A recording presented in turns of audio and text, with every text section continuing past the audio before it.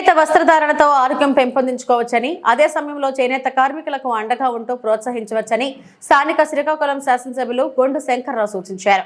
గురువారం 11వ జాతీయ చేనేత దినోత్సవాన్ని పురస్కరించుకొని బాపూజీ కళామందిర్లో ఏర్పాటు చేసిన వేడుకలలో ముఖ్య అతిథిగా పాల్గొన్న ఎమ్మెల్యే మాట్లాడుతూ, చేనేత వస్త్రధారణతో మానసిక ప్రశాంతత, ఆరోగ్యం లభిస్తాయని, అదేవిధంగా చేనేత వస్త్రాలు కొనుగోలుతో చేనేత కార్మికులు అభివృద్ధి చెందే అవకాశం ఉందని వివరించారు.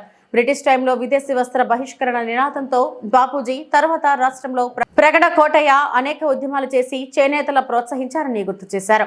అణగారిపోతున్న చేనేత రంగాన్ని ఆదుకోవాలనే ఉద్దేశంతో కూడు గూడు గుడ్డ నినాదంతో స్వర్గీయ ఎన్టీ రామారావు చేనేత కార్మికులను ఆదుకున్నారని తెలిపారు. శ్రీకాకుళం పట్టణంలో బాపూజీ కళామందిరంలో జరుగుతున్న ఈ వేడుకలకి అతిథులుగా చేసినటువంటి వేదికలు అలంకరించిన పెద్దలందరికీ, అలాగే వేదిక ముందు ఉన్నటువంటి చేనేత కళాకారులకు, ఇతర పెద్దలకు, అలాగే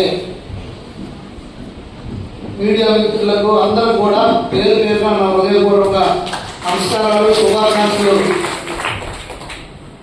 తెలియజేసుకుంటూ, చేనేత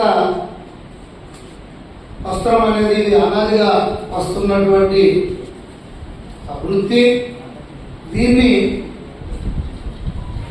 బ్రిటిష్ వారి టైంలో విదేశీ వస్త్రాలు దింపుతున్న టైంలో దీన్ని కాపాడడం కోసం గౌరవ మన జాతిపిత మహాత్మా గాంధీ గారు పెద్ద ఎత్తున దీనిపైన ఉద్యమం చేపట్టి ఆ చేనేతను మళ్ళీ బతికించే పరిస్థితి.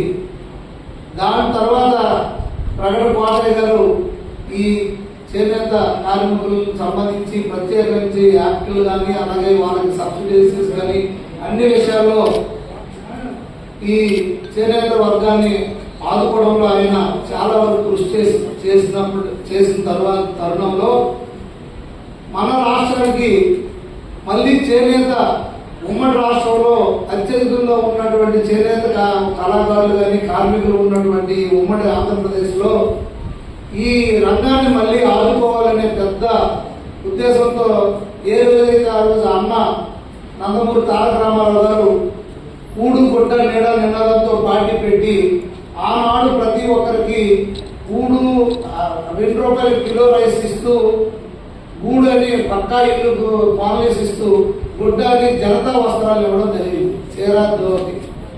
అదే ఆ టైంలో ఆయన ఏదో ఇల్లు ఉండే పోకుండా చేనేతల నుండే ఆ వస్త్రాలు ఇచ్చి ఈరోజు ఆ పెద్ద ఎత్తున ఆ రోజు కూడా ఒక ఊపుని ఇవ్వడం జరిగింది చేనేత కార్మికులు.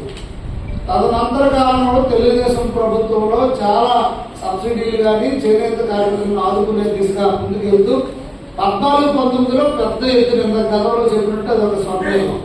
అన్ని రకాలు అది థ్రిఫ్ట్ ఫండ్ దగ్గర నుండి సబ్సిడైజేషన్ వరకు అన్ని విషయాల్లో పెద్ద ఎత్తున చేయడం జరిగింది. అయితే గత ప్రభుత్వంలో అవన్నీ క్లోజ్ చేసేసి ₹24,000 ఇవ్వడం జరిగింది. దానివల్ల చాలా వరకు వ్యాపార రంగం కుంటుపడింది. తర్వాత మళ్ళీ దాన్ని దృష్టిలో పెట్టుకొని ఇప్పుడు గౌరవ ముఖ్యమంత్రి వర్యులు, అలాగే ఈ జౌళి శాఖ మంత్రి వర్యులు సరితమ్మ, అలాగే ఇతర కూటమి ప్రభుత్వం పవన్ కళ్యాణ్ అంతా కలిసి నిర్ణయం ఒక డిసిషన్ మళ్ళీ వచ్చి మళ్ళీ నేతన్నలందరూ కూడా ₹25,000 మళ్ళీ అది పథకాన్ని కంటిన్యూ చేస్తూ ₹1,000 కలిసి ఆ పథకాన్ని కంటిన్యూ చేస్తూ వారికి ఏదైతే గతంలో ఉన్న 100 యూనిట్లు కాకుండా లాస్ట్ 5 years అది ఇంప్లిమెంట్ సరిగా అవ్వనప్పుడు మళ్ళీ దానికి 200 యూనిట్లని ఫ్రీగా ఈ నేతన్నలకి ఇవ్వడం కోసం, అలాగే మళ్ళీ గత ప్రభుత్వం 14-19 సంవత్సరంలో అప్పటి తెలుగుదేశం ప్రభుత్వం ఇచ్చినటువంటి అన్ని పథకాలను మళ్ళీ పునరుద్ధరణ చేయడం కోసం ఇప్పుడు గౌరవ ముఖ్యమంత్రి వర్యులు నిన్న క్యాబినెట్ లో చర్యలు తీసుకోవడం జరిగింది.